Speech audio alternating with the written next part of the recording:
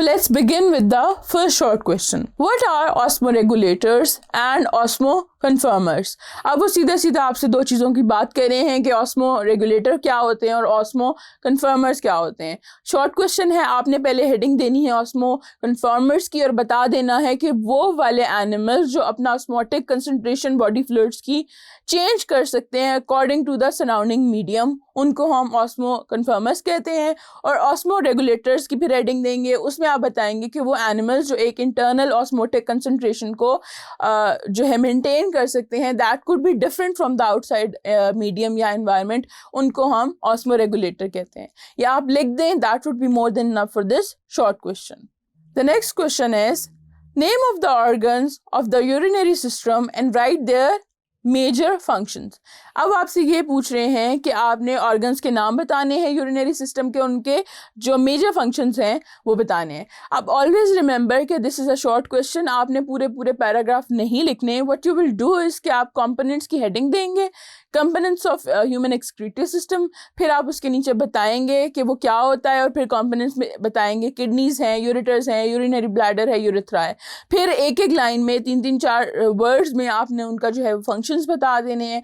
या आप लिख दें तो that would be more than enough for this short question. The next question is what is anhydrobiosis. अब सीधी सीधी ये चीज़ जो है ये आपकी बुक में इसी तरह लिखी हुई है कि एनहाइड्रोबायोसिस क्या होती है. आप ये बताएं कि एनहाइड्रोबायोसिस में जो कुछ ऐसे एनिमल्स हैं जो कि डेजर्ट्स में पाए जाते हैं और वो सीड्स वगैरह कंज्यूम कर रहे होते हैं डेजर्ट प्लांट्स के. उन सीड्स के अंदर जो है कार्बोहाइड्रेट्स की हाई कंसनट्रेशन जो है मौजूद होती है और वो एनिमल्स करते क्या हैं कि वो 90% ऑफ दैट कार्बोहाइड्रेट वो ब्रेक करते हैं और उसमें से जो वाटर रिलीज होता है उनके बॉडी के अंदर ही ब्रेक डाउन के दरमियान वो 90% सर्वाइवल उनका उस वाले वाटर पे होता है. अब अगर हम वर्ड की बात करें तो एन का मतलब होता है विदाउट और hydro water and Biosys means life, यानी ऐसी लाइफ फॉर्म जो वाटर के बगैर रह रही हो. एक्चुअली वाटर के बगैर रह नहीं रही होती लेकिन उनका जो वाटर हासिल करने का सोर्स है वो डिफरेंट होता है. फिर आप उसमें एक उसकी एग्जांपल दे दें कि कैंगरू रैट एक ऐसा जो है ऑर्गेनिज्म है जो कि डेजर्ट्स में पाया जाता है और वो एनहाइड्रोबायोसिस परफॉर्म करता है. The next question is describe glomerular filtration. अब यहाँ पे उन्होंने आपसे पूरा का पूरा प्रोसेस पूछ लिया है ग्लोमेरुलर फिल्ट्रेशन का, तो आप पहले हेडिंग देंगे ग्लोमेरुलर फिल्ट्रेशन की, उसकी डेफिनेशन बताएंगे कि वो होती क्या है. फिर आप उसका पूरा मैकेनिज्म पॉइंट्स की फॉर्म में जिस तरह मैंने आपको लिख के बताया है ये लिख के दे देंगे. अगर ये आप पूरा मैकेनिज्म नहीं लिखेंगे तो even if it is getting longer than a short question आपको पूरे मार्क्स नहीं मिलेंगे क्योंकि मैकेनिज्म कवर नहीं हो रहा. तो अगर आप ये सारा लिख दें तो that would be more than enough for this short question. The next question is describe the counter current multiplier mechanism. अब सीधा सीधा डेफिनेशन आपने बतानी है कि काउंटर करंट मल्टीप्लायर मैकेनिज्म क्या होता है. ये वो मैकेनिज्म है जिसमें जो कंसंट्रेशन होती है यूरिन की that is multiplied due to opposite flow of water and salts and descending loop of Henle and ascending loop of Henle. फिर आप इसमें नीचे ascending और descending loop of Henle की हेडिंग देंगे और एक एक लाइन में उनका फंक्शन लिख देंगे कि वो किस तरह से फंक्शन परफॉर्म कर रहे हैं. या आप लिख दें तो that would be more than enough for this short question. The next question is name the parts of a nephron and trace the blood supply to the nephron. अब दो डिस्टिंक्ट चीज़ें पूछी हैं कि एक तो सिर्फ आपने पार्ट्स के नाम बताने हैं और दूसरा आपने क्या करना है कि ब्लड फ्लो ट्रेस करना है कि कहाँ से होके कहाँ तक जाता है. तो आप ये बता सकते हैं कि उसमें नेफ्रॉन के अंदर ग्लोमेरुलस होता है, बोमन्स कैप्सूल होता है, PCT stands for proximal convoluted tubule है, फिर लूप ऑफ हेनले आ जाता है, फिर डिस्टल कॉन्वोल्यूटेड ट्यूब्यूल आ जाता है और कलेक्टिंग डक्ट या कलेक्टिंग ट्यूब्यूल भी आ जाता है.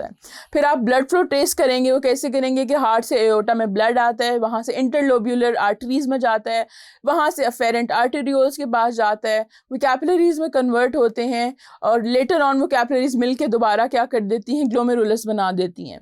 फिर glomerulus joins to form afferent arterioles, फिर वहाँ से पेरिट्यूबुलर कैपिलरीज बन जाती हैं, फिर इंटरलोब्यूलर वेन में जाता है ब्लड, वहाँ से रीनल वेन में चला जाता है और एंड पे इंफीरियर वेना केवा में ड्रेन हो जाता है. तो आप ये नाम जो है सिर्फ इस तरह से मेंशन करेंगे कि ये ब्लड फ्लो है, आपने पूरा का पूरा मैकेनिज्म नहीं लिखना because it's a short question. The next question is name general processes that are involved with urine formation.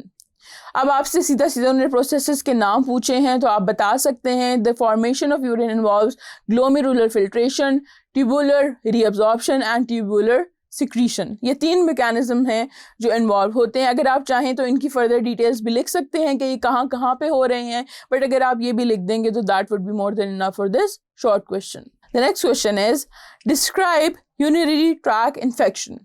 अब आपसे सीधा सीधा पूछा है कि यूरिनरी ट्रैक इन्फेक्शन क्या है। पहले आप उनकी हेडिंग देंगे, वो होती कहाँ है और किधर होती हैं। ऑब्वियसली ये वो इन्फेक्शंस हैं जो किसी भी ऑर्गेनिज्म के, या particularly if we are talking about humans, उनके यूरिनरी ट्रैक में होती हैं। फिर आप टाइप्स बताएंगे कि बेसिकली उसकी 3 टाइप्स हैं, उन 3 टाइप्स की हेडिंग देंगे और उनकी डिटेल छोटी छोटी एक एक लाइन में बता देंगे कि वो क्या है। एंड पे आप अगर चाहें तो आप ये भी एक्सप्लेन कर सकते हैं कि इन इन्फेक्शंस को हम जो है वो यूरोलॉजी में डिस्कस कर रहे होते हैं। यूरोलॉजी जो है एक फील्ड ऑफ स्टडी है which deals with the abnormalities of urinary tract and their treatment. या आप लिख दें, that would be more than enough for this short question. The next question is name 3 urinary tract infections and bacteria responsible. अब आपने 3 जो है infections का नाम लिखना है और बैक्टीरिया भी बताने हैं जो उसके लिए रिस्पॉन्सिबल हैं।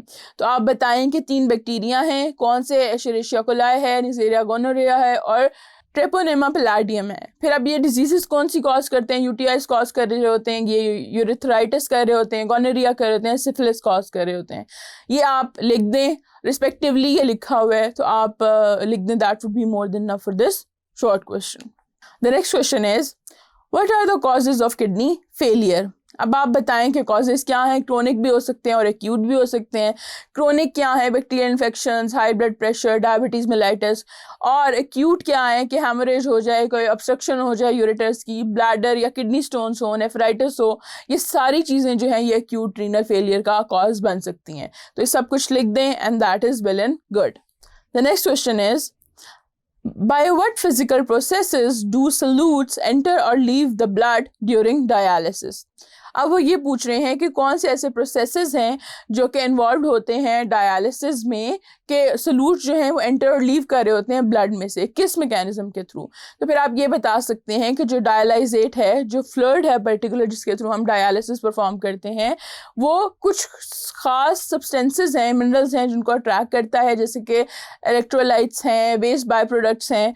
और ये अट्रैक्ट कैसे करता है, इस तरह से कि इसमें इनकी कंसंट्रेशन जो है ये कम होती है जबकि ब्लड में ज़्यादा होती है। तो डिफ्यूजन के थ्रू वो जो वेस्ट मटेरियल्स है, वो मिनरल्स हैं, वो जो एक हमारे पास मेम्ब्रेन है उससे क्रॉस करके डायलाइजेट के अंदर आ जाते हैं। जो प्रोसेस है वो बेसिकली डिफ्यूजन का होता है और वो कंसंट्रेशन ग्रेडियंट की बेस पे सेपरेट हो रहे होते हैं। तो आप ये लिख दें तो that would be more than enough for this short question. The next question is why do the blood and dialysate flow in the opposite direction.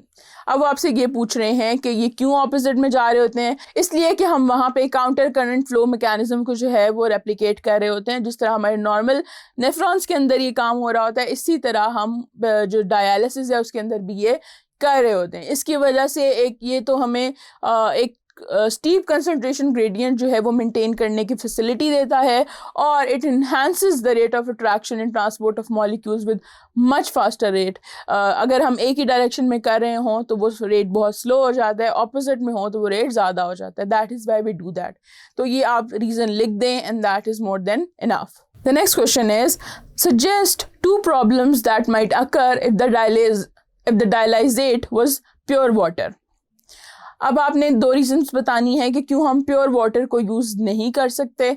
तो उसकी रीज़न ये है कि एक तो it would provide a hypotonic environment resulting into the flooding of water into the blood, कि जो water है वो सारा का सारा ब्लड में फ़ौरन से चला जाएगा, बिकॉज ये एक हाइपोटोनिक एनवायरनमेंट है। यहाँ पे जो कंसंट्रेशन है वो बहुत डिफरेंट है।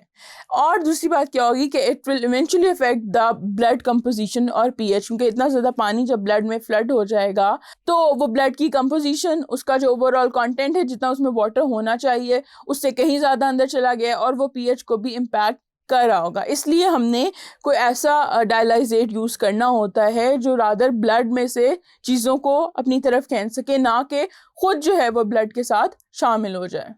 The next question is how animals can be classified on the basis of the ability to thermoregulation. अब वो आपसे जो है वो पूछ रहे हैं उनकी classification based upon their ability of thermoregulation. तो आप ये बताएं कि क्लासिफिकेशन जो है वो दो तरह की होती है। आप पहले बता दें कि कौन कौन से एनिमल्स किस किस कैटेगरी में आते हैं, फिर आप बताएं कि वो किलोथर्म्स होते हैं और होम्योथर्म्स होते हैं। वो किलोथर्म्स जो हैं वो सारे जो हैं नॉन वर्टिब्रेट्स हैं, उसमें फिशेस, एम्फीबियंस और रेप्टाइल्स वगैरह आ जाते हैं, and they are unable to maintain their body temperature. और ये जो हैं ये यूजुअली जो है इनके पास बहुत कम थोड़े से मैकेनिज्म्स होते हैं टू मेंटेन देयर टेम्परेचर। जबकि होम्योथर्म्स जो हैं इनमें बर्ड्स और मैमल्स आ जाते हैं, and they are able to maintain their fairly constant body temperature. और इसके अलावा जो एनिमल्स हैं they are also classified on the basis of source of body's heat as ectotherms and endotherms. अब एक्टोथर्म्स क्या होते हैं, नेक्स्ट स्लाइड। अब एक्टोथर्म्स क्या होते हैं कि ये एनिमल्स जो हैं ये मेटाबॉलिक हीट जो है ये प्रोड्यूस करते हैं एट लो लेवल, और इस वजह से फ़ौरन से जो है एनवायरनमेंट से एक्सचेंज हो जाती है। So they majorly rely on the heat that they get from their environment. जबकि एंडोथर्म्स जो होते हैं they produce their own body heat, और उनके जो मेजर प्रोसेसेस हैं वो उसी हीट पर रिलाई कर रहे होते हैं। तो ये सब आप लिख दें तो that would be more than enough for this short question. The next question is, how do blood vessels in the skin help regulate body temperature during hot and cold external condition? तो अब आपने वो ये बताना है कि किस तरह जो स्किन है जो हमारे उसके अंदर जो ब्लड वेसल्स हैं वो हमारे बॉडी टेम्परेचर को मेंटेन करने में हेल्प करते हैं ड्यूरिंग एक्सट्रीमली कोल्ड और हॉट कंडीशंस। अब आप इसमें बताएंगे कि जो ब्लड वेसल्स हैं हमारी स्किन में वो रेगुलेट कर रहे होते हैं दो मैकेनिज्म्स के थ्रू। उसमें वेजोडाइलेशन आ जाती है और वेजो कंस्ट्रिक्शन आ जाती है। वेजोडाइलेशन का मतलब है कि जो आपके वेसल्स हैं, जो ब्लड वेसल्स, वो डायलेट हो जाते हैं, and it vasodilation assist in eliminating excess metabolic produce heat. और ये क्योंकि इसकी वजह से जो है जब बहुत ज़्यादा गर्मी होती है तो अपनी मेटाबॉलिक हीट को रिलीज़ कर दिया जाता है वेजोडाइलेशन के थ्रू। जबकि वेजो कंस्ट्रिक्शन में ये होता है कि इट रिटेन्स हीट, यानी जब बहुत ठंड हो तो आपको हीट को रिटेन करने की ज़रूरत है, तो that is why it retains heat. और ये क्या करता है कि it also reduces excessive blood loss. अगर कोई ऐसी सिचुएशन आ गई है, क्योंकि इंजरी हो गई है ठंड में, तो वेजो कंस्ट्रिक्शन जो है वो भी रिड्यूस करती है। तो इस शॉर्ट क्वेश्चन में that would be more than enough. The next question is, why women are more likely to acquire UTIs as compare to men. अब वो ये पूछ रहे हैं कि why women have this chance of suffering UTIs more than men. तो आप ये बताएं कि फीमेल्स में क्यों कॉमन है। इसलिए कॉमन है कि फीमेल की जो यूरेथ्रा होती है that is only 1.5 inches long, उनके ब्लैडर से आगे बहुत छोटी है, जबकि in men the urethra is 8 inches long. अब यूरेथ्रा का मसला ये है कि वो एक बैरियर के तौर पे भी एक्ट कर रहा होता है कि कोई भी चीज़ एक्सटर्नली हमारी बॉडी से यूरेथ्रा के थ्रू हमारे ब्लैडर तक ना पहुँचे। फीमेल में क्योंकि वो डिस्टेंस बहुत कम है तो it is easier to cross that barrier और आगे यूटीआईज कॉज हो जाती हैं।